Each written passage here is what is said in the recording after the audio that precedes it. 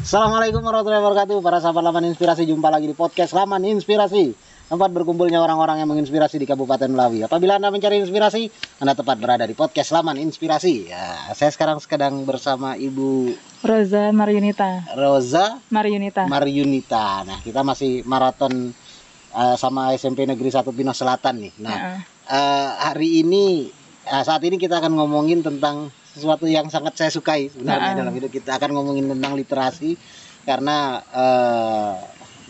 saya lumayan tertarik dengan dunia literasi, karena literasi ini apa ya, ruhnya pemahaman manusia, ruh berpikirnya manusia gitu. Jadi kalau misalnya pemahaman literasinya rendah, saya yakin pola berpikirnya, tindakannya atau apapun itu pasti akan rendah. Seperti itu ya. Sepakat Bu ya? Sepakat. Setuju itu. Nah Ibu, di sini pemangku guru apa nih Bu? Saya memang kebetulan guru bahasa Indonesia, mapel guru bahasa Indonesia. Memang kuliahnya dari sana, dan saya suka bahasa Indonesia itu memang sudah dari SMP. SD pun juga sudah berkutat dengan, kalau sekarang bilangnya literasi ya. Kalau dulu kan hobi nulis, sekarang literasi. Iya. Karena literasi sebenarnya kan banyak ya, bahasa serapan ya. Kalau misalnya diartikan ke dalam bahasa Indonesia ya sebenarnya kemampuan membaca dan menulis sebenarnya. Cuman hari ini kan literasi itu berkembangnya sangat pesat sekali, sampai ada literasi numerik, ada literasi, banyak lah. Finansial juga segala literasi macam. Finansial juga ada sekarang. Tapi kita nggak akan ngomongin itu semua, karena kita akan ngomongin gerakan literasi yang ada di SMP Negeri 1 Pinang Selatan. Nah, seperti apa sih Bu? Sebelum kita ngomong detail, saya ingin tahu gambaran iklim literasi di sini seperti apa. Kalau gambaran iklim literasi di sini, kalau berbicara dari yang dulu saya belum mengetahui ya, karena saya baru setahun ini di sini. Tapi kalau setahun ini di sini, saya melihat iklim literasi di sini memang seperti kebanyakan kabupaten yang lain, kita masih rendah di sini literasinya. Artinya kemampuan siswa dalam menganalisa, membaca, menulis itu kalau dilihat dari tugas-tugas yang diberikan memang masih rendah. Kemudian untuk menunjang literasi siswa itu, maka kita buatkan sebuah program. Programnya itu menulis setiap hari. Nah, jadi program menulis setiap hari ini bukan hanya sebagai wujud abstrak, tapi kita bentukkan dalam wujud fisiknya seperti ini. Nah, jadi buku ini gerakan literasi sekolah SMP Negeri 1 Pinang Selatan. Nah, berarti setiap siswa punya buku seperti ini? Ini memang dibagikan ke setiap siswa. Seperti itu. Nah, itu tugasnya siswa adalah untuk menulis. Menulis setiap hari. Menulis apa itu Bu? Menulis kegiatan mereka selama satu hari itu, temanya bebas. Mereka mau menulis tentang kegiatan di sekolah selama belajar satu hari itu, bagaimana perasaan mereka terhadap mata pelajaran, apakah mereka memahami, atau mereka menuliskan kembali pengalaman-pengalaman di luar sekolah, itu boleh juga, atau mereka menulis tentang hewan peliharaan atau kesukaan-kesukaan. Yang penting temanya bebas, mereka dibiarkan bebas menulis satu hari itu. Nanti besoknya itu diperiksa oleh guru masing-masing. Menulis setiap hari ini waktunya kapan? Pagi sebelum pelajaran atau di rumah? Di rumah. Di rumah, kebetulan di rumah. Menulisnya berarti ketika pulang? Ketika pulang setelah mereka beraktivitas di sekolah ini, jadi mereka nanti akan menulis aktivitas mereka di sini itu di rumah. Besok paginya mereka bawa buku ini, salah satu dari mereka, mungkin 1, 2 atau sampai 3 siswa, kita minta untuk presentasikan ke depan, membacakan apa yang telah mereka tuliskan. Dan ini juga melatih membaca, karena di sini kan seperti yang kelas 7 itu masih ada sekitar 7 orang yang masih terbata-bata dalam membaca. Nah, itu ada agak-agak unik ya. Jadi memang di sini ada keberagaman peserta didik. Artinya keberagaman itu ada yang menonjol sekali, ada yang kemampuannya di bawah sekali. Nah, untuk mereka yang terbata-bata membaca itu, kemarin semester ini kita juga sudah buat sebuah kelas khusus. Kelas khusus itu nanti akan berhubungan juga dengan literasi, karena ini akan memicu mereka untuk membaca. Target kita sampai Desember. Jadi ada 11 orang anak yang kita masukkan ke dalam kelas khusus itu melatih membacanya memang di luar jam sekolah. Di luar jam sekolah dan menggunakan guru yang juga di luar mata pelajaran kita ini. Boleh siapa saja. Oh, ada guru sendiri yang ada guru digunakan sendirinya. untuk itu. Nah, itu ada tambahan biaya nggak Bu untuk siswanya? Oh, untuk siswa tidak ada. Nggak ada. Tidak ada. Berarti Itu memang gratis. Memang murni Murni. kebijaksanaan sekolah untuk meningkatkan kapasitas mereka lah gitu. Salah satu kepedulian kita terhadap mereka, karena kalau mereka dibiarkan seperti itu terus, artinya mereka akan terlambat dari siswa yang lain. Apalagi untuk kemampuan membaca itu tidak bisa dibiarkan. Nah, ini apa, saya dapat satu pandangan yang menarik ya dari hal yang dilakukan sekolahan ini. Biasanya nih kalau misalnya saya kebetulan jarang sekolah di kampung ya. Mungkin hanya SD saya sekolah di kampung. Ketika SMP, SMA dan kuliah itu saya kuliahnya di kota-kota, maksudnya di kota-kota yang lumayan besar. Ketika menghadapi peserta didik atau mahasiswa yang kemampuannya rendah, saya cenderung melihat pihak sekolah atau pihak kampus acuh tak acuh. Jadi misalnya kalau mahasiswa IPK-nya hancur terus dia rajin masuk tapi nggak mampu menguasai pelajaran, dia 3 semester 4 semester nggak mampu menguasai sampai 6 semester, bisa di DO sendiri sama pihak kampus. Sekolah pun gitu, kalau misalnya siswanya nggak naik malah dipasrahkan untuk ya udahlah kamu keluar aja cari sekolah lain gitu. Nah, sekolah sini cenderung nah ini ada yang menarik juga, sekolah sini biasanya kalau sekolah-sekolah itu kan mencari siswa-siswa yang pinter, yang berprestasi. Nah, di sini malah mendapatkan siswa yang ya kalau menurut saya agak aneh ya, ketika SMP belum bisa membaca, itu aneh. Nah, di sini malah menerima dan melakukan dan mau merawat mereka dan itu menurut saya adalah tugasnya pendidik, memang seharusnya seperti itu, merawat. Nah, kok bisa punya kebijakan seperti itu gitu loh sekolah ini? Karena begini, kita kan ini satu-satunya SMP yang di dekat sini ya. Kalau yang sana kan juga ada. Artinya kalau kita tidak menerima mereka, apalagi dalam keadaan masa pandemi seperti ini, mungkin ketika di SD mereka sekolahnya mungkin tidak setiap hari, atau karena dalam pandemi ini kan kita terbatas ya, gerak kita terbatas. Mungkin faktor itu juga yang membuat mereka tidak lancar membaca. Jadi kalau tidak kita tampung di sini, otomatis keinginan mereka untuk sekolah itu tidak ada, dan kita tidak mau itu terjadi. Kita tidak mau itu terjadi. Kita mau anak-anak ini tetap sekolah, bagaimanapun caranya mereka agar tetap sekolah. Nah, untuk menunjang hal tersebut, jadi di awal-awal pembelajaran di yang kelas 7 itu rata-rata kelas 7 tidak bisa membaca. Awal pembelajaran itu saya sendiri secara pribadi itu Bahasa Indonesia melakukan tes membaca. Jadi dari sanalah kita dapat data mereka yang tidak bisa membaca. Nah, data-data itu kita kumpulkan, kemudian kesepakatan dengan semua guru, kepala sekolah, satuan pendidikan di sini, kita membentuk satu kelas khusus untuk melatih mereka membaca. Nah, apa yang motivasinya? Ya karena kita tidak mau anak-anak ini di dalam kelas nanti mereka merasa minder, tidak punya daya saing dengan teman-teman yang lain, sehingga nanti bisa jadi mereka tidak punya lagi semangat untuk belajar, tidak termotivasi lagi untuk sekolah, akhirnya berhenti. Nah, kita tidak mau itu terjadi. Ya, itu akan menimbulkan masalah yang besar lagi di kemudian hari. Kita tidak mau itu terjadi. Maka solusinya kita ambil kelas khusus. Apalagi di pandemi ini kita sekolahnya kan bagi shift pagi dengan shift siang. Jadi kalau seandainya mereka berada di kelas shift pagi, maka mereka kelas khususnya ada di siang. Kalau mereka yang di shift siang, kelas khusus mereka ada di pagi. Nah, jadi begitu. Nah, ini mereka yang diperlakukan seperti itu, responnya gimana, Bu?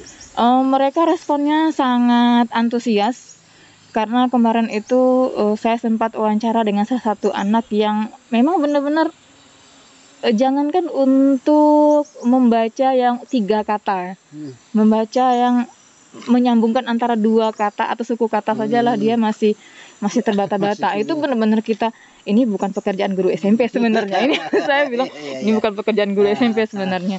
Nah, tapi memang saya tidak memanggil dia di depan teman-temannya. Pasti kita panggil, Iya. kita bicara, mau ndak ini masuk ke kelas khusus, mau Bu. Kamu mau bisa membaca seperti teman-teman kamu? Mau, karena saya mau sekolah. Jadi mereka antusiasnya memang sangat tinggi untuk belajar. Di sekolah di sini walaupun sekolah di kampung, tapi saya akui mereka kalau untuk antusias belajar mereka sangat tinggi. Saya suka mereka. Apalagi yang kelas 7 sekarang ini, di masa pandemi mereka masih mau sekolah, masih mau belajar, itu sudah syukur kita. Nah, itu apa ya, hal yang sangat mengharukan bagi saya karena dunia pendidikan hari ini udah nggak peduli seperti itu. Dan saya saat ini kan sedang ada maraton nih, sekolah-sekolah yang berkecimpung dalam Forum Pembangunan Berkelanjutan Kabupaten Melawi. Terus sekolahnya memang ada di kampung-kampung dan saya menemukan banyak keajaiban-keajaiban seperti ini. Salah satunya ya ini, nggak mampu baca, guru sekolah dengan sukarela mengajarkan mereka. Ya memang itu bukan tugas guru SMP lagi untuk mengajarkan seperti itu. Nah, yang menjadi pertanyaan saya, ketika mereka seperti itu, membacanya masih kurang baik ketika SMP, sudah masuk kelas 1 SMP, permasalahannya sistem pembelajaran ketika SD-nya yang bermasalah kan? Atau mohon maaf ini, atau siswanya sendiri yang bermasalah gitu. Kalau untuk mendalami hal yang seperti itu kita belum meng-cross check ya, kalau dikatakan SD bermasalah, tapi tidak juga. Karena ada beberapa dari mereka itu yang satu sekolah, ada yang benar-benar sudah lancar membaca, terus di satu sekolahnya lagi mereka sangat sulit untuk membaca. Saya pikir banyak faktor yang mempengaruhi. Yang pertama, faktor yang pertama sekali mungkin dari kepribadian mereka sendiri. Bagaimana motivasi mereka untuk belajar. Kemudian faktor dari lingkungan juga. Faktor dari ketidakmampuan mereka untuk mengikuti sistem pembelajaran di sekolah yang sebelumnya.